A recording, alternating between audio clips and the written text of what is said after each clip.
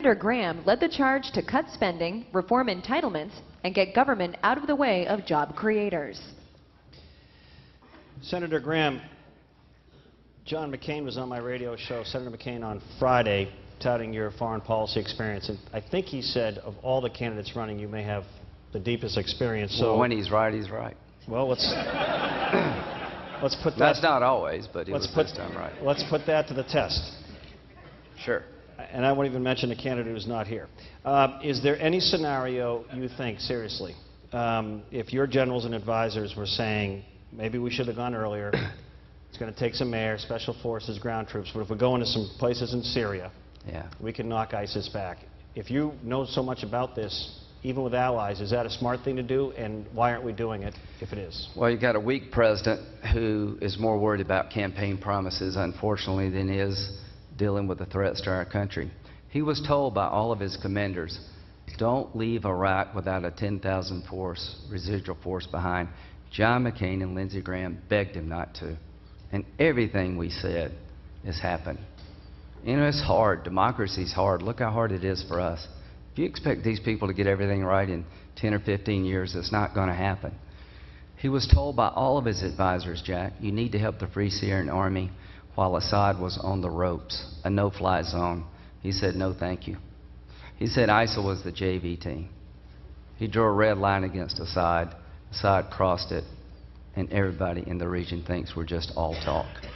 You're going to need more troops in Iraq. I've been to Iraq and Afghanistan 35 times. I humbly ask you to make me Commander-in-Chief of the finest fighting force on the planet, because they need somebody who knows what the hell they're doing. I've been on the ground 140 days as a reservist. You could see all this coming. I'm optimistic, but it will not be easy. We're going to have to go from 3,500 to at least 10,000 to get Iraq in a good spot. But if you don't deal with Syria, we're going to get hit here.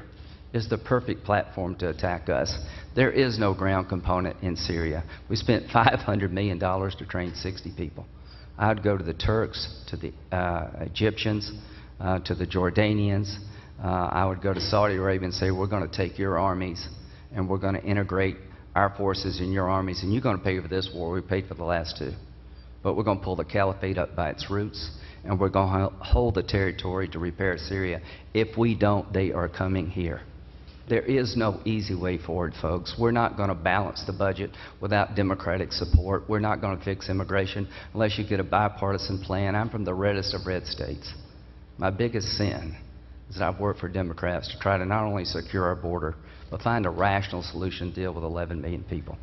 Ronald Reagan and Tip O'Neill saved Social Security by working together. After they had a drink, maybe we need to drink more in Washington. But I would suggest to you the best way to predict what I will do in the future is what I've done in the past, and whatever it takes to defend this country. Before you have 30 seconds, what should the federal minimum wage be? The federal minimum wage should not be increased. And Hillary Clinton's list is a mile long of help the middle class. The middle class is somebody who can't go on vacation when the car breaks.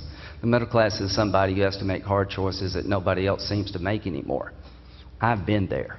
Her definition, Secretary Clinton's definition of flat broke is a little different than mine. If after 2 terms in the White House and your husband's been president, you think you're flat broke, boy, have you lost your way.